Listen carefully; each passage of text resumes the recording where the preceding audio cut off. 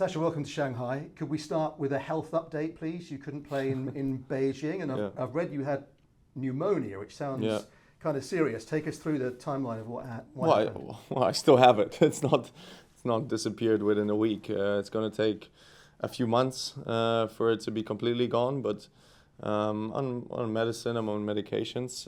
But the problem was that during the Laver Cup and after the Laver Cup, I felt really, really bad, and I had quite high fever. I was throwing up quite a bit, so I was just not fit enough. So I was on antibiotics for a week now. That helped, feeling a bit better, feeling still a bit weak maybe. But yeah, the lung issue, the pneumonia is not going to disappear within 1 week. It's going to stay inside of my system for probably a month or two, and hopefully it's going to be gone by the start of next year.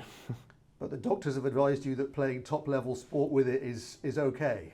Yeah, they said it's something that will not make the recovery process longer, as long as, of course, I don't feel horrendous again like I did.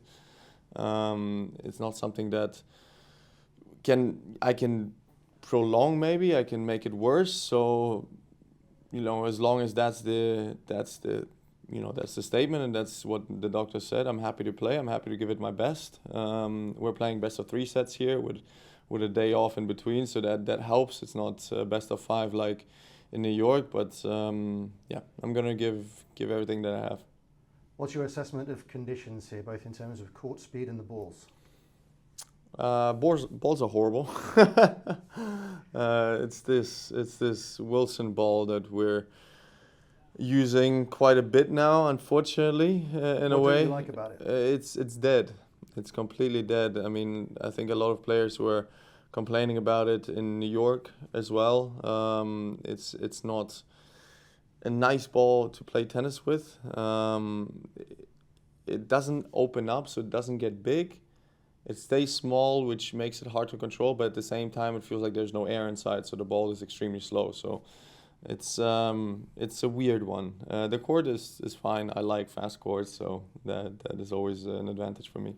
You're a former finalist here, and that 2019 year, you beat Roger Federer along the way. Is that a particularly special memory for you, or do you have one in addition to that of playing in Shanghai?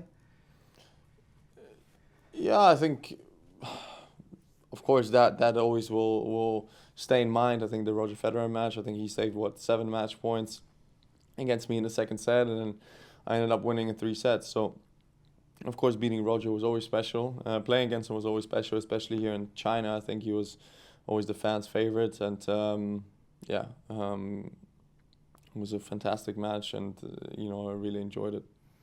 And one more on the end of this season.